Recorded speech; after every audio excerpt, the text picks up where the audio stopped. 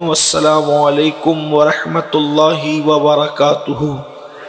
देखिए, हुज़ूर गरीब नवाज़ रहमतुल्लाह अलैह की ज़िंदगी का एक ख़ूबसूरत वाक़या मैं आपके सामने पेश करता हूँ, जिससे आपको सरकार गरीब नवाज़ की ज़िंदगी समझ में आएगी। हुज़ूर गरीब नवाज़ रहमतुल्लाह अलैह जब तशरीफ़ लाए तो आप अभी सुन चुके हैं कि आपका क़याम जो था वो अना सागर के किनारे एक दरख्त के नीचे था। आपको गलत फ़हमी की बुनियाद पर लोगों ने सताया, हत्ता के बादशाह वक्त भी आपका मुखालिफ हुआ, उसने जादू करवाया, बहुत कुछ करवाया, लेकिन सरकार गरीब नवाज़ चूँकि हक़ पर थे, सच्चाई पर थे, अखलाक किरदार सब था, लोग आपके गिर्द जमा होते थे उस वक्त भी। तो आखिर में ये हुआ कि बादशाह वक्त ने एक शख्स को सल्तनत का लालच देकर हज़रत गरीब नवाज़ के कत्ल पर उकसाया कि इस फ़कीर को कत्ल कर दो, मामला ख़त्म हो जाएगा। अब हुज़ूर गरीब नवाज़ रहमतुल्लाह अलैह जो है वो लोगों के सामने नसीहत कर रहे थे, लोग बैठे हुए थे, आप नसीहत फरमा रहे थे। ज़हर में खंजर बुझा करके एक शख्स जो है अपने कमर में खंजर बांध कर पहुँचने के बाद गरीब नवाज़ की नसीहतें लोग सुनकर मुतासिर होते थे और फिर वो आते भी थे और जाते भी थे। जब लोग उठ कर चले गए, बहुत देर गुजरी, तो हुज़ूर गरीब नवाज़ के पास चंद एक लोग बचे। तो हुज़ूर गरीब नवाज़ ने मुस्कुरा करके लोगों से कहा, भाई जो जिस काम से आया था सबका काम तो पूरा हो गया, सबके काम मुकम्मल हो गए। और वो शख्स जो कमर में खंजर बांध कर लाया था, आपने उससे फरमाया, भाई सबका काम हो गया है, जो जिस काम से आया था तुम भी अपना काम कर लो। उसने कहा कि महाराज हम तो आपका की गुफ्तगू और आपकी बातें सुनने के लिए आए थे। तो फरमाया कि जो किसी की आवाज़ या किसी की तकरीर सुनने के लिए आता है तो क्या वो कमर में खंजर जहर में बुझा करके लाता है? तो उस वक्त उसको एहसास हुआ कि ये तो पीर ऐसा रोशन ज़मीर है और अल्लाह ने इसको ऐसी नज़र दी है कि जो सिर्फ़ लिबास को ही नहीं देखता बल्कि लिबास के नीचे कमर में बंधे हुए खंजर को भी देखता अल्लाह की अता से। तो फिर ये जब करामत उसने देखी तो फिर उसने फ़ौरन उसको छुपाने की कोशिश कहा कि ये हमारे यहाँ की रस्म है कि हम खंजर कमर में बांधते हैं, आप इसको बुरा नहीं समझे। तो फरमाया, अच्छा कमर में खंजर बांधना अगर यहाँ की रस्म है तो क्या ये भी रस्म है कि बादशाह से सल्तनत की लालच में किसी के कत्ल का पर आप कसम उठा करके आते हैं? अब वो परेशान हुआ कि ये तो कमर का खंजर ही नहीं जानते, बल्कि बादशाह से जो मैं महल में बातें अकेले में कराया हूँ, जिसको मेरे और बादशाह के सिवा कोई नहीं जानता, यहाँ बैठे बैठे वो उसकी जो है वो उसका ज़िक्र कर रहे हैं, इनका पावर इतना है।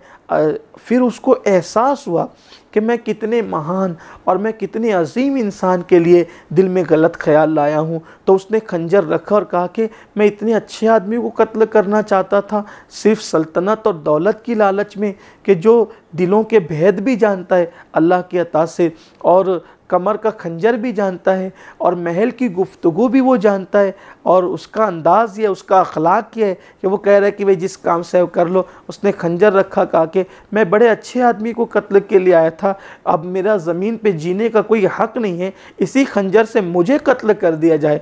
तो हुज़ूर गरीब नवाज़ ने मुस्कुरा कर कहा, बेटे मैं इस हिंदुस्तान की ज़मीन पे लोगों की जान लेने नहीं आया हूँ, लोगों को मारने नहीं आया हूँ, बल्कि मैं तो लोगों को नई ज़िंदगी देने आया हूँ। मैं तो लोगों को मैं लोगों को जलाने नहीं आया हूँ, मैं लोगों को जिलाने यानी ज़िंदगी देने आया हूँ। मैं लोगों को मारने नहीं आया हूँ, मैं लोगों को हयात नौ अता करने आया हूँ।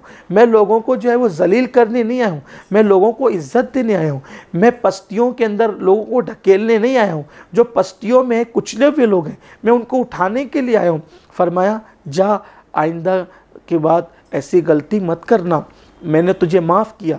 जब ये अखलाक उसने गरीब नवाज़ के देखे तो उसने फ़ौरन कहा कि मैं कहाँ जाऊँ, अब मैं नहीं जा सकता, अब तो मैं आपके दामन से वाबस्ता हो जाऊँगा, और आप मुझे वो कलमा पढ़ाएँ जो मदीने के ताजदार जो है लोगों को पढ़ाकर ईमान की दौलत अता करते थे। और फिर वो उसने कलमा पढ़ा और वो ईमान उसने कबूल किया, और उसके बाद फिर मेरे गरीब नवाज़ ने उससे फरमाया कि जो खंजर लेके कत्ल करने आया था, फरमाया, मांग क्या मांगता है? जो मांगेगा दिया जाएगा। तो उसने कहा कि मैंने सुना है कि काबतुल्लाह शरीफ में जाने वाले के सारे जराइम माफ़ हो जाते हैं, हज करने वाले के सब जराइम माफ़ हो जाते हैं। तो मैं ये चाहता हूँ कि ज़िंदगी में मैं 40 मरतबा हज करूं, और जब 40 मरतबा हज कर लूं तो वहीं पे मेरा इंतकाल हो जाए। आपने दुआ फरमाई और फरमाया कि जा, अल्लाह तुझे 40 हज की सआदत अता करेगा और आखिरी में तेरा इंतकाल मक्कतुल मुकर्रमा की मुक़द्दस सरज़मीन पे होगा। और ऐसा ही हुआ। अब आप मुझे बताएं, मांगने वाला कितना होशियार था। उसने 40 हज मांगे, तो सिर्फ 40 हज ही नहीं मांगे, क्योंकि हज रोज़ रोज़ थोड़ी होता है। हज तो साल में एक मरतबा ज़िलहज्जा की 9 तारीख को होता है। इसका मतलब 40 हज मांगकर उसने अपनी ज़िंदगी के 40 साल की ज़मानत भी ले ली कि वो मज़ीद 40 साल तक हयात भी रहेगा। आप अंदाज़ा फरमाएं, ये गरीब नवाज के देने का अंदाज़ है और ये अता का अंदाज़ है। जो जान के दुश्मनों को यूँ नवाजता हो तो वो ग़ुलामों को कितना नवाजता होगा और उनका अंदाज़ क्या होगा। इसलिए हुज़ूर गरीब नवाज़ रहमतुल्लाहि ताला अलैह इस सरज़मीन पे देने आए थे और वो आज भी दे रहे हैं, आज भी अता कर रहे हैं। कौन नहीं गया वहाँ?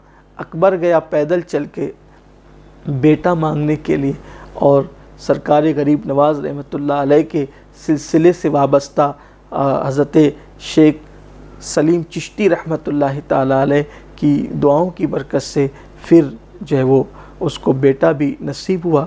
इसी तरीके से बड़े बड़े बादशाहों ने जाकर मन की मुरादें मांगी और वहाँ आज भी जो जाता है मन की मुरादें पाता है। हुज़ूर गरीब नवाज़ का वजूद हिंदुस्तान में बड़ा अजीम है। और फिर बाद में जब गरीब नवाज़ ने पर्दा फरमाया तो आप ही से फैज़ लेने वाले आपके तालीम याफ्ता सूफिया बुज़ुर्गान दीन औलियाए कामिलीन ने इस हिंदुस्तान की सरज़मीन पर अमन मोहब्बत और प्यार का पैगाम आम किया।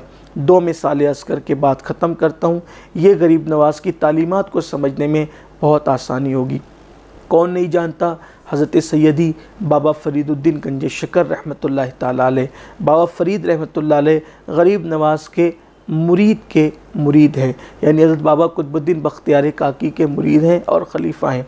बल्कि इन्होंने ख़ुद भी बराह रास्त सरकार गरीब नवाज़ से फैज़ हासिल किया, गरीब नवाज़ की ज़ियारत की, गरीब नवाज़ से इस्तिफ़ादा किया और फिर उस मकाम पर पहुँचे कि बाबा फ़रीदुद्दीन के डंके इस वक्त पूरी दुनिया में बजते हैं और जब वो शाख जमा होते हैं तो या फ़रीद हक़ फ़रीद के नारे बुलंद होते हैं।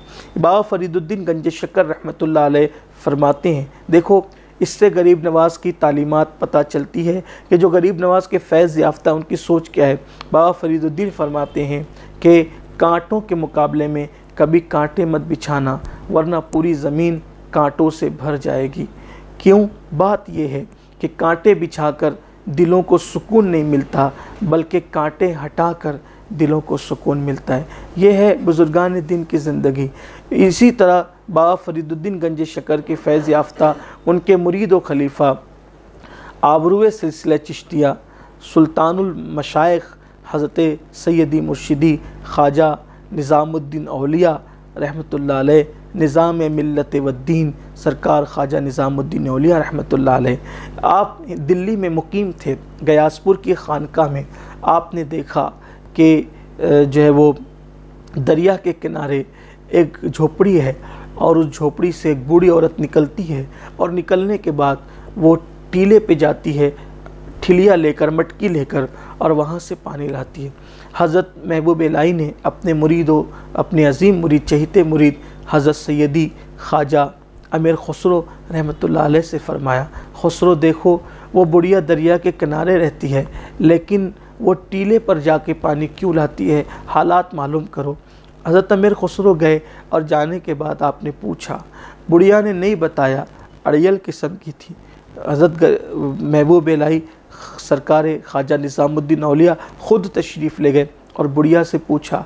बुढ़िया ने बताया, बताने पे वो मजबूर हुई कि बात यह है कि दरिया का पानी मीठा है और मीठा पानी अगर हम पीते हैं तो चूँकि हम, मेरे शौहर और मैं मेहनत करके 2 ही रोटी हम कमा सकते हैं, तो एक रोटी वो खाते हैं और एक रोटी मैं खाती हूँ, लेकिन मीठा पानी हम पिएंगे तो ये खाना जल्दी हज़म हो जाएगा और जब खाना जल्दी हज़म होगा तो एक रोटी की बजाय हमें 2-2 रोटी खानी होगी, यानी 2 रोटी कमा सकते हैं लेकिन 4 रोटियां की हमें हाजत होगी, तो 2 रोटी हमें किसी से मांगना पड़ेगा और हम गैरत की वजह से किसी से मांग नहीं सकते। इसलिए मैं टीले पे जाके पानी लाती हूँ और हम खारा पानी पीते हैं ताकि खाना देर में हज़म हो, तो हमें 2 रोटी मांगने की ज़रूरत न पेश आए। हज़रत महबूब इलाही ने फरमाया, गयासपुर की खानका से रोज़ाना 2 रोटियां मज़ीद आप लोगों तक पहुंच जाएगी, अब आपको टीले पे जाके पानी लाने की ज़रूरत नहीं है। इतना सुनना था। उस बूढ़ी औरत ने पूरी गैरत से और जुरत से कहा कि ए निज़ामुद्दीन, अगर आप हमें 2 रोटी भेज रहे हैं हमदर्दी के नाते, तो आपकी गलतफहमी मैं दूर कर दूं। अगर आप हमें मुसलमान समझते हैं और मुसलमान समझकर आप अगर हमें रोटी भेज रहे हैं तो हम लोग मुसलमान नहीं हैं, हम लोग मुसलमान नहीं हैं। अगर आप मुसलमान समझ के रोटी भेज रहे हैं तो उस वक्त हज़रत ख्वाजा निज़ामुद्दीन औलिया जो इनडायरेक्ट सरकार गरीब नवाज के फैज़ याफ्ता थे, आपने फरमाया, माई अगर तुम मुसलमान नहीं हो तो क्या हुआ, तुम इंसान तो हो और हमारा मज़हब इंसानों की खिदमत करने का हुक्म देता है। कि इतने सुनने के बाद बड़ी मुतासिर हुई और फिर मोहब्बतों का माहौल पैदा हुआ और एक दिन आया कि वो इन्हीं अखलाक से मुतासिर होकर हज़रत ख्वाजा निज़ामुद्दीन औलिया रहमतुल्लाह अलैह के दामन से वाबस्ता हो गई। तो ये है हिंदुस्तान की सरज़मीन पर सिलसिला चिश्तिया के बुज़ुर्गों का फैज़ान। लेकिन हर वली, हर बुज़ुर्ग ने हिंदुस्तान की सरज़मीन को नवाजा है, अता किया है। यहाँ किसी भी वली ने, किसी भी बुज़ुर्ग ने ना जो है वो किसी के माल पे नज़र रखी है, बल्कि बुज़ुर्गान दीन की पहचान ही ये है कि अल्लाह का वली जो है लोगों की जेब पर नहीं बल्कि लोगों के दिलों पे नज़र रखता है और वो दिलों को संवार देता है। हाँ, औलिया अल्लाह ने लूटा ज़रूर है लेकिन किसी का माल नहीं लूटा, किसी का घर नहीं लूटा, किसी की आबरू नहीं लूटी। उन्होंने लूटा है तो मोहब्बतों की सौगात को लूटा है, उन्होंने लूटा है तो दिलों को लूटा है और दिलों को अपना बनाया है, ज़मीरों को अपना बनाया है। मोहब्बत लुटाई भी है और मोहब्बत को लूटा भी है।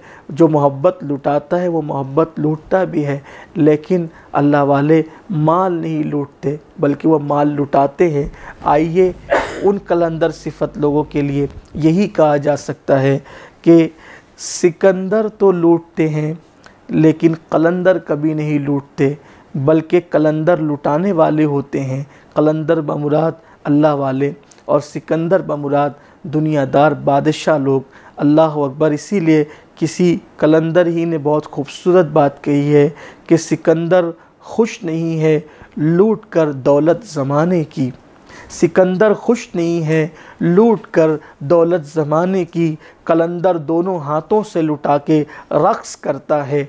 याद रखें, लूटने वाले और लुटाने वाले में फ़र्क ये होता है कि लूटने वाला पूरी दुनिया को भी लूट कर कभी खुश नहीं रहता, पुरसुकून नहीं रहता, इसलिए कि वो लुटेरा होता है, और जो लुटाता है वो हमेशा पुरसुकून होता है। गरीब नवाज़ की पुरसुकून पुरनूर मज़ार आज भी पुकार पुकार कर कह रही है कि हम लूटने वाले नहीं बल्कि लुटाने वाले लोग हैं। आइए इस शेर को फिर पढ़ते हैं और इसकी खूबसूरती का अंदाज़ा करते हैं। सिकंदर खुश नहीं है लूट कर दौलत ज़माने की, सिकंदर खुश नहीं है लूट कर दौलत ज़माने की, कलंदर दोनों हाथों से लुटा के रक़्स करता है। अल्लाह मुहम्मदुर रसूलुल्लाह के कलंदरों की खैरात हमें भी नसीब फरमाए। हमारे मुल्क हिंदुस्तान में अमन व अमान, मोहब्बत, भाईचारगी को कायम व दायम रखे, नफ़रतों का ख़ात्मा फरमाए। अल्लाह तबारक व तआला गरीब नवाज़ के आस्थाने को हमेशा आबाद रखे। सैयद अमीन आपका अदना